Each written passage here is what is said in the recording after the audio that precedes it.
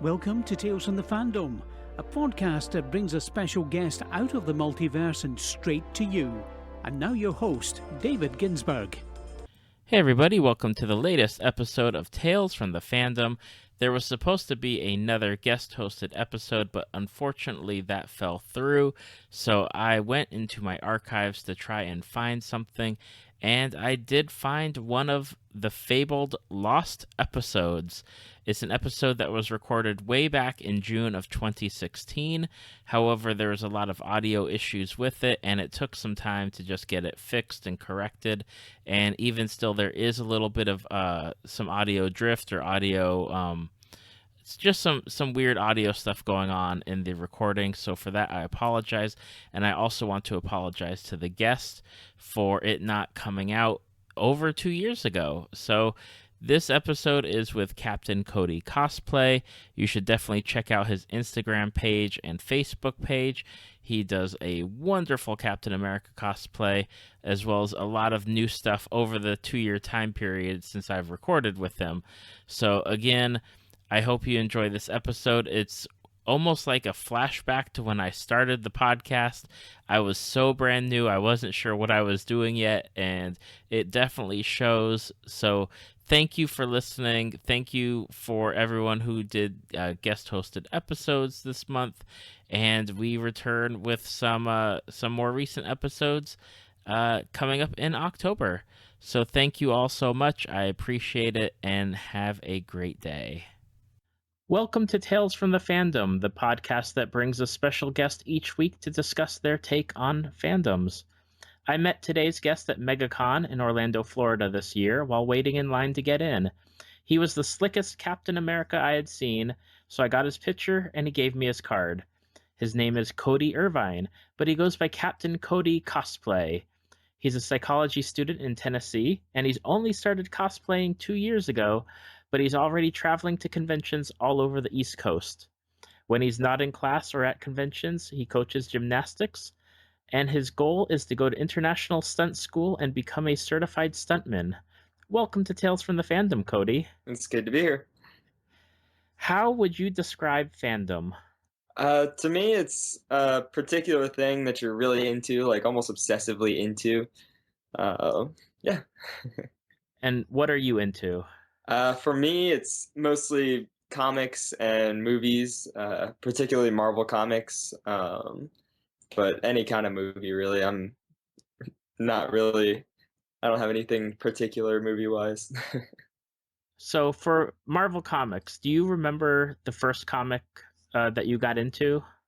I really connected with Captain America immediately. Just as a small kid, I was born in New York even. I was a small kid, I was bullied, and I always tried to keep those morals. And when I finally found Captain America, it was like, wow, this is like me. It's the little guy that turns into a big guy and is still doing the right things and still fighting for the good causes. So I really connected to it immediately. Awesome. Do you remember what was going on in Captain America when you picked it up? I don't even remember exactly what issue it was that I read. I know it was either one of the origins or a retelling of an origin or something like that. It had part of the origin in it, and it was so long ago, and it was actually a friend of mine's comic when I was like 10 years old. So it's been a long time. Awesome. What comics are you into now? I've got a little stack by my bed. They have a place called McKay's, so I don't have anything like rare. I'm not like a collector or anything. I'm just a casual reader. And it's this store that has comics, video games, books, everything like that. So every once in a while, I'll go in there. You can still get comics for like 25 cents a piece, and even cheaper than that sometimes. And I'll just get some of the more classic ones, usually 80s or back, and I'll just read whatever pops out at me and it's cheap. I'll just pick it up and try it. Do you have any favorites? I found I'm probably going to be judged for this one, but it's the Invaders. It's like a little mini Avengers, like 30-year anniversary thing. And it's like a 4-part series, and I loved it. And that was kind of what got me into actually starting to buy comics and all that. And that was the only one that I looked for all 4 parts of the series to actually finish it out. Which characters are in that group? Because I remember, I think one of them's Captain America, Yeah. if I'm not mistaken. I've got them right here. Let's see. There's Captain America, the Submariner, there's Human Torch, and I think there's a couple other ones, but I don't know where the other 2 are right now. Oh, that's okay. Yeah.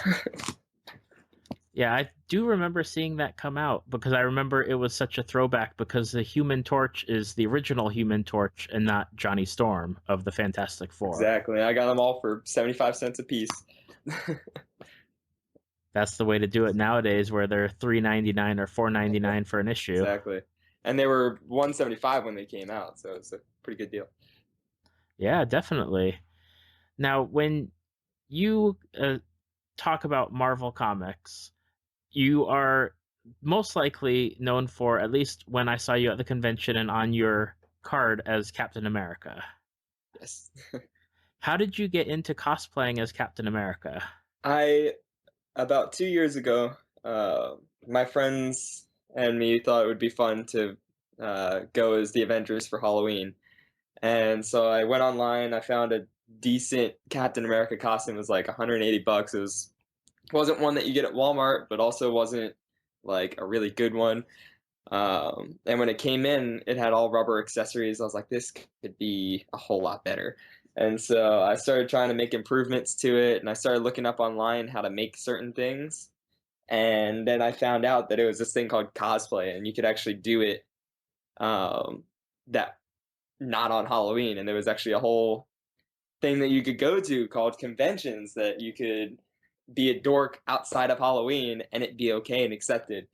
And then since then, I saved up my money to get a better Captain America costume that was tailored for me and all that fun stuff. And then I wore it to my first con. It was Wizard World Richmond, and I fell in love with it immediately. And since then, I've been still adding things to the costume and improving it and all that fun stuff. And now I'm starting to sew. So I'm starting to make costumes, but that was kind of the start of everything. Just a Halloween costume that I thought could be better than it was. And your shield is no joke. That is a solid shield. Yeah, it's an aluminum shield. It's actually a cat toy shield. And the paint that came on it was kind of a really thin paint, and the colors were a little too bright, almost like an orangish red. So I ended up a couple months ago stripping it down and repainting it. I added a 90-pound pull strength magnet on the back of it to attach to the harness. And yeah, so that shield's my baby.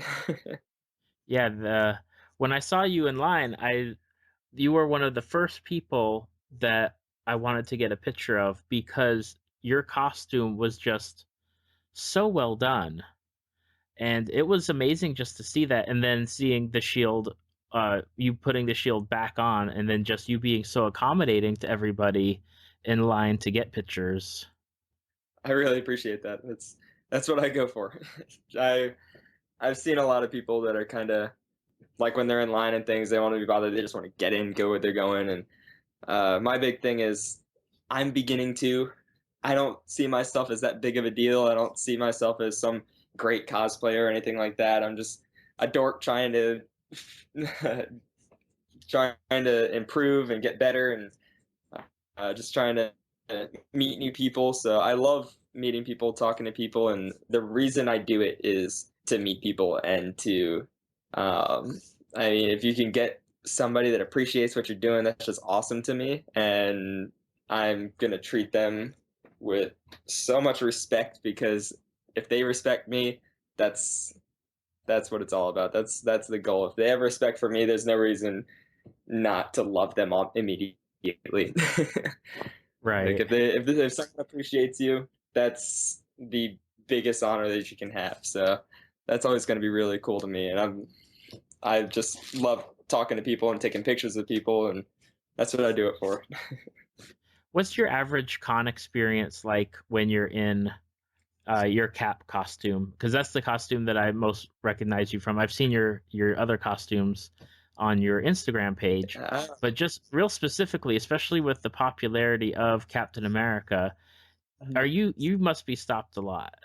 Yeah, it really depends on the con. I've had like Wizard World, it was my first one, and that was before I added like snaps to the shirt, so the shirt was coming undone. I hadn't dyed it. The magnet broke off halfway through on my back, and it just kind of looked a little lanky and awkward.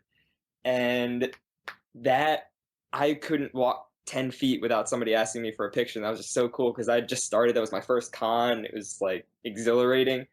But then I've also been to cons that I feel really good and I'm like, wow, I did all this stuff to the suit and I get barely any attention.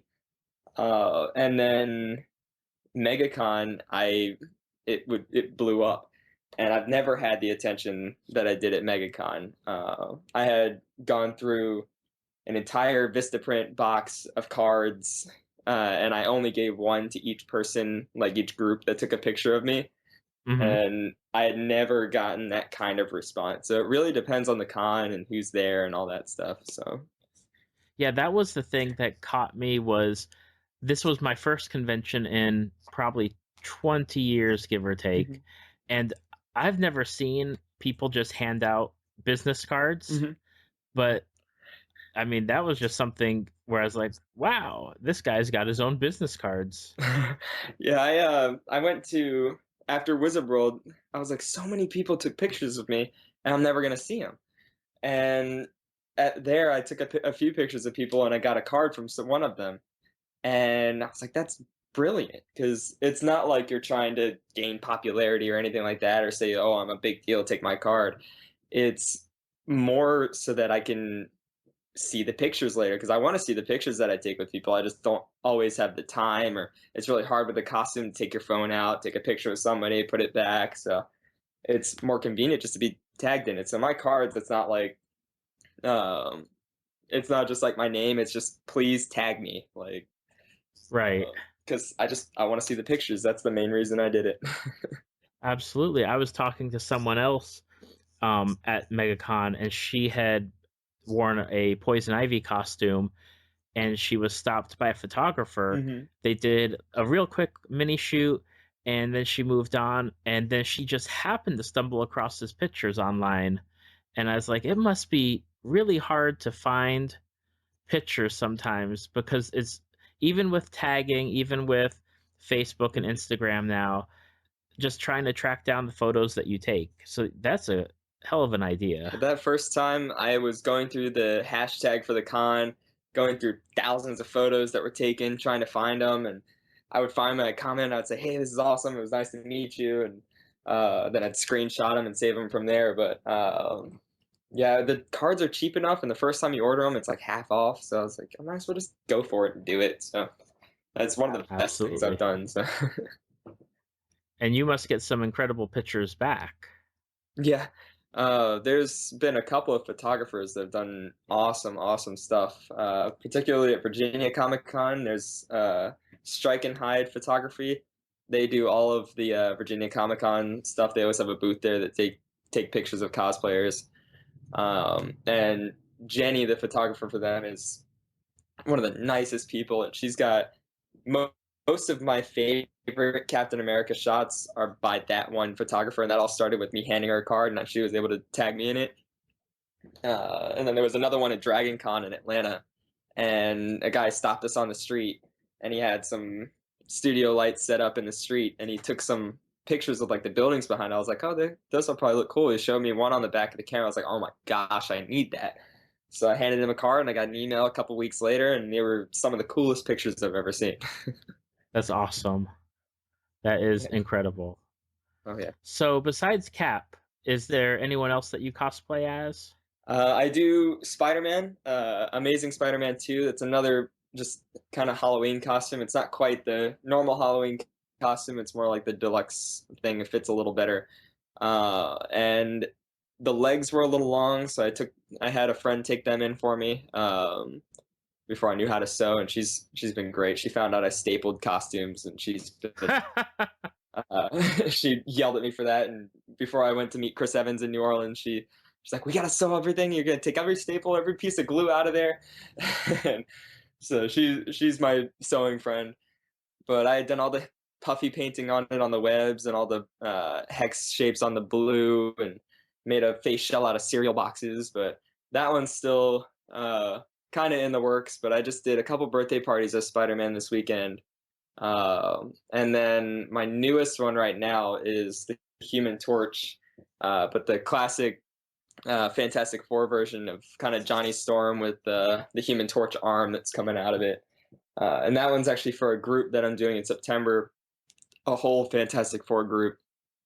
And I figured MegaCon would be a good time to kind of test it out. And it got a lot more attention than I thought it would, because it's kind of more simple.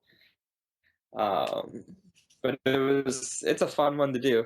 And then I've got Revenge of the Sith Anakin that I'm about to start working on. My girlfriend and I are working on Charlie Quinn. There's a cosplayer called Chris Villain, and he's got an awesome crossplay of male Suicide Squad Harley Quinn.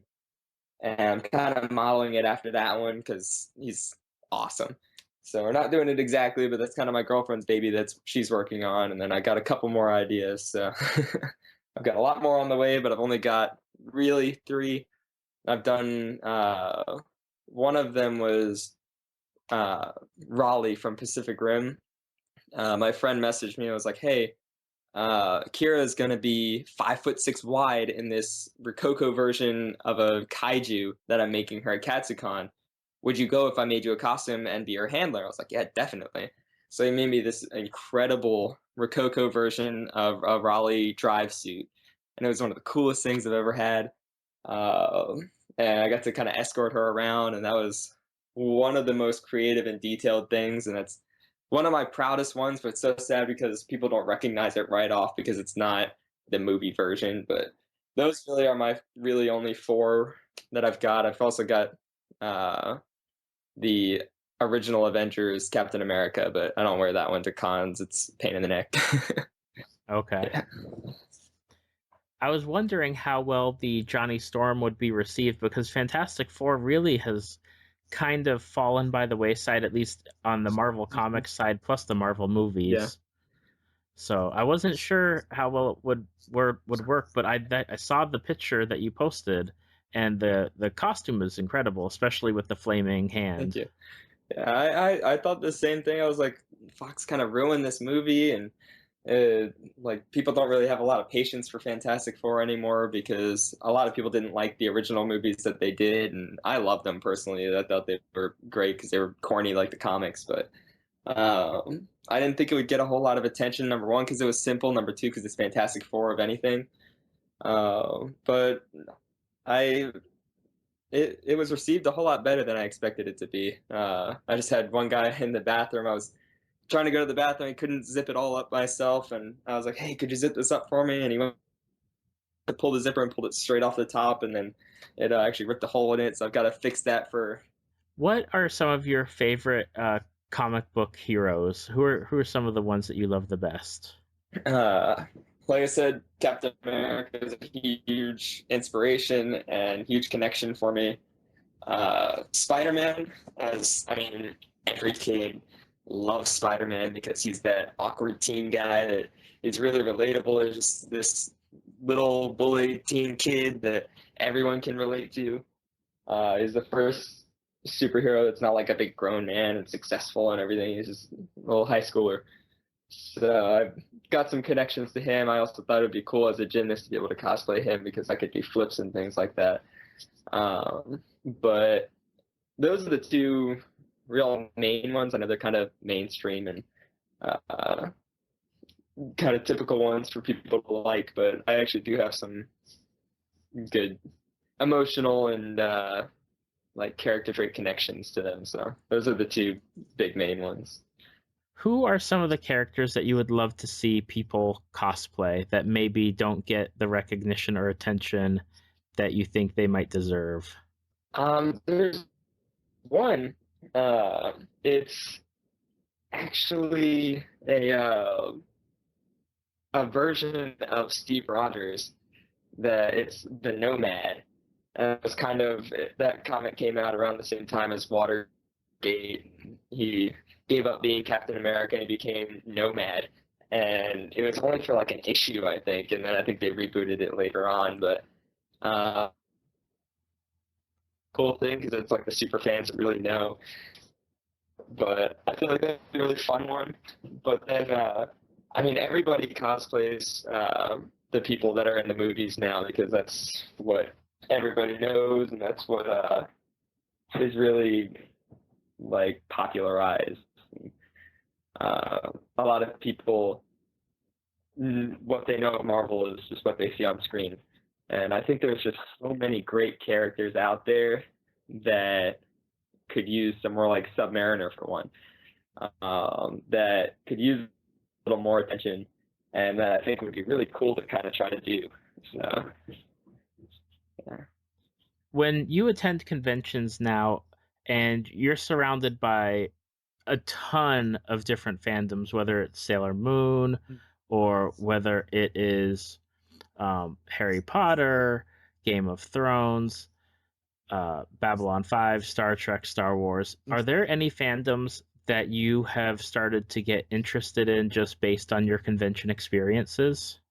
I went to Katsucon, and that is mainly an anime convention. And I have never gotten into anime. I mean, I've seen a couple things here and there, but I've never really had any desire to kind of like watch it or anything like that. And after talking to a lot of, because I went to Katsucon, I had no idea who anybody was. I was like, uh, Raleigh from Pacific Rim in the middle of a bunch of anime stuff, and if it wasn't for Raleigh, I would have been Captain America in the middle of all these anime characters. And I just felt so small. I was like, there is so much more out there that I can't like dismiss the whole thing. Like, look at all these characters and all these different shows and movies that these things come from. I was talked to a bunch of people, and a lot of people were like, "Oh, you'd like this one, this one, and this one if you like superheroes." And I haven't actually started to try to get into it yet, but that's kind of where I'm headed. I kind of like to get more into anime, but I'm not sure when it'll happen or what will happen if I try. But I'd like to try. Yeah, definitely. I mean, there is a ton of stuff out there that would appeal to pretty much anyone as long as you take the time to sit down and just give it a chance. Exactly. Yeah. So, one of the things that you mentioned and that I did in the introduction is that you would like to become a stuntman. Mm-hmm. How does that go about? Like, is it more adrenaline based that you want to try that, or is it something where you like to do the visuals for like movies or TV shows? Yeah, I was a gymnast for 10 years, a competitive gymnast. I've been coaching even after that. So I've been in a gymnastics gym for 14 years now. So I've got that experience. I'm actually part of the cheer team at Lee University now, just for tumbling and things like that. But I've got that background. I'm total daredevil. I was always getting hurt growing up. That's why my parents put me into gymnastics because I was flipping and doing crazy things. So I've got that adrenaline thing also. So I think it's a little bit of both of that. But uh, after really researching stuntmen and what they do and the skill it takes and that they actually rig their own stunts and things like that. I love doing things with my hands and building and stuff like that. And when you do like a new stunt, you have to build the equipment to do that stunt usually. And so that intrigues me. And watching movies and seeing like the list of stuntmen and then thinking about, wow, all the cool stuff I just saw in that movie, those people aren't really recognized, but that was all them. So they get to sit there completely unknown and say, yep, that was me. That was me. All those cool parts, that was me. Um, and I actually talked to, I saw a video of Andy Lister online. He was the stuntman for Captain America and Age of Ultron.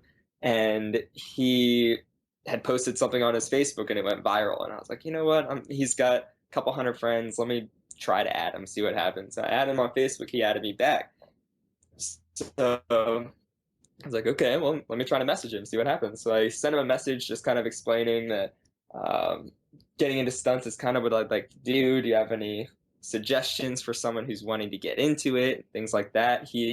I also found out that he was Daniel Craig's stuntman in Spectre, so he was also James Bond, which I thought was pretty awesome. That is awesome.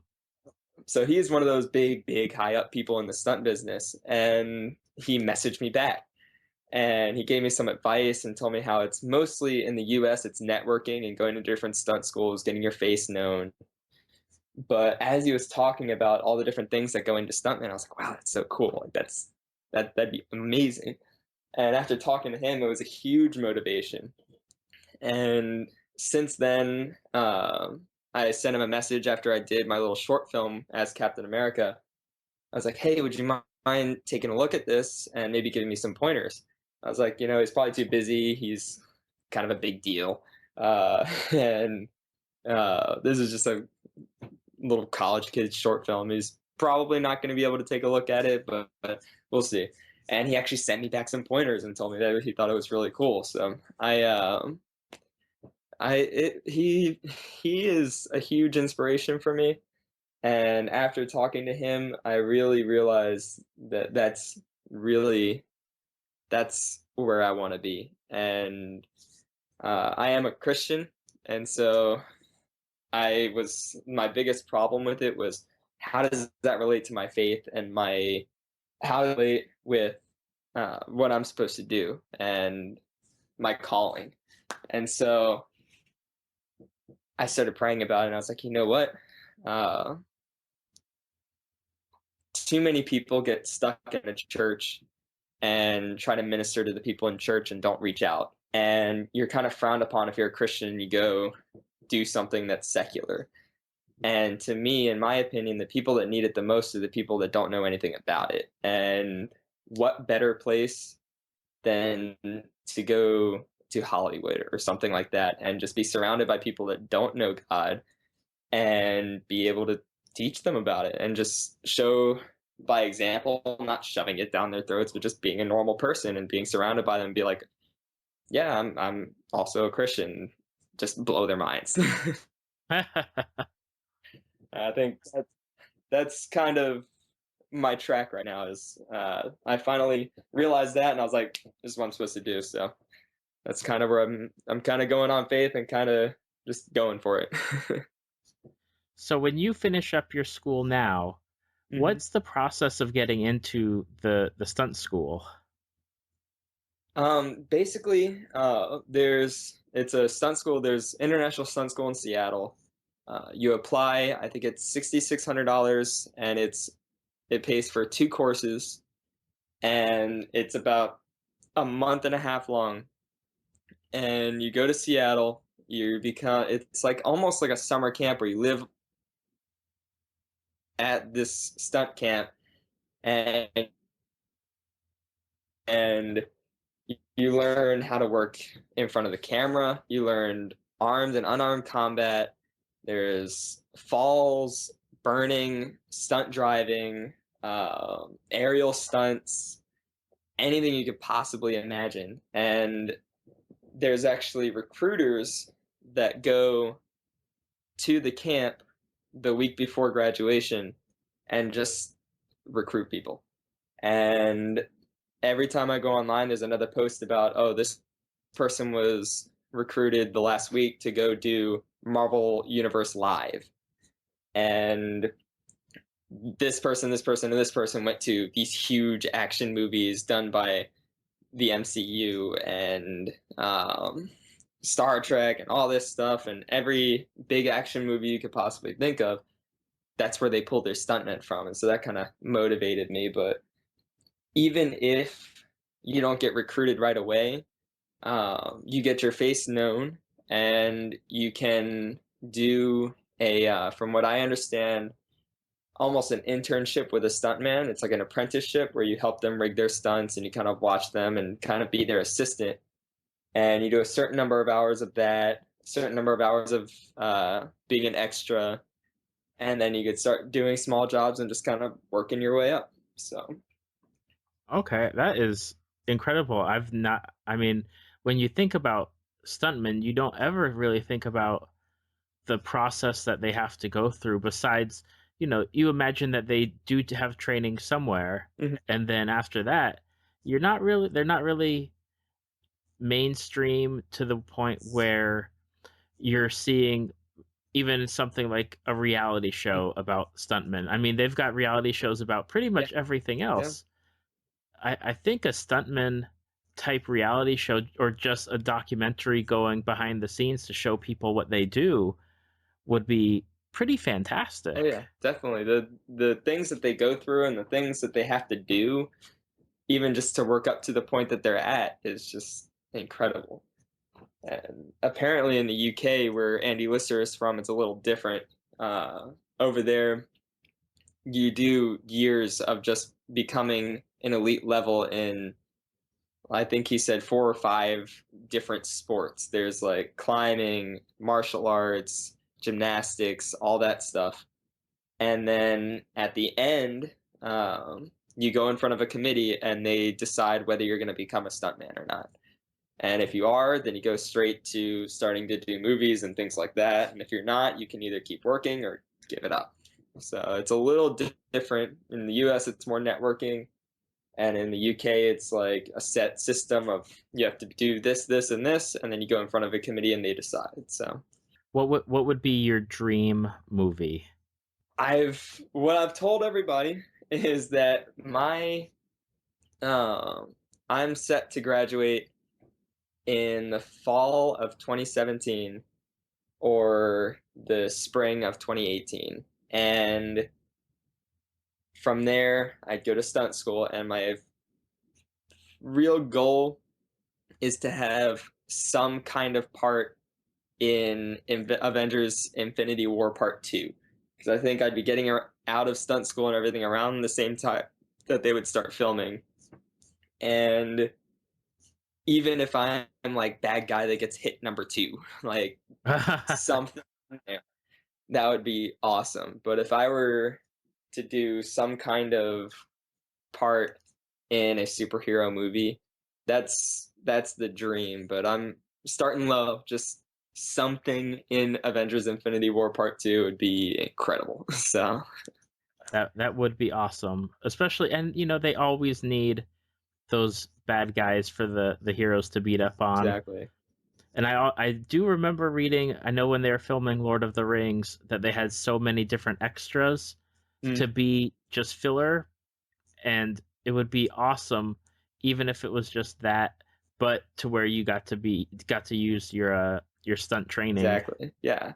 And apparently, there's not a whole lot of competition in the stunt world because there's such a demand for them. Because if you watch any action movie, the list of stuntmen can be like 4 columns and like 30 seconds long. Like it could be huge that they use just for one movie. And so there's a very high demand for stuntmen in every movie, and there's not a whole lot of them out there. So if you get to a certain level, you're almost guaranteed a job somewhere, even if it's working like stunt shows at the Universal theme parks, even something Right. like that. There's a job for you out there somewhere. So Well, that's good to yeah. hear. Now, for people who are listening to this podcast, where can they find you at? On Instagram, I am Cody R. Irvine, or you can just search Captain Cody Cosplay, and it should come up that way. Facebook, it's facebook.com/Captain Cody Cosplay. I have a Twitter, same as my Instagram, but I haven't been on it in months. I don't really do anything on there. And then I'm also on the Cosplay Amino app as Captain Cody Cosplay as well. Okay, great. So everyone, you need to check out his work. His Captain America's phenomenal. His Fantastic Four Human Torch is also good. And you just got to check out his stuff because some of his stuff, the photographers are fantastic. His costumes are great. And hopefully we'll be able to see him in a movie getting beat up or maybe eventually as a stand-in for Captain America. I just want to say thank you, Cody, for coming on tonight. It is a great pleasure to talk with you. Thank you for inviting me. I appreciate it. Thank you for listening to Tales from the Fandom. Subscribe to us on iTunes or your podcast app of choice. Follow us on Facebook at www.facebook.com/Tales from the Fandom to see photos, links, leave feedback, and check out upcoming guests. If you'd like to be a guest, email David at talesfromthefandom@gmail.com.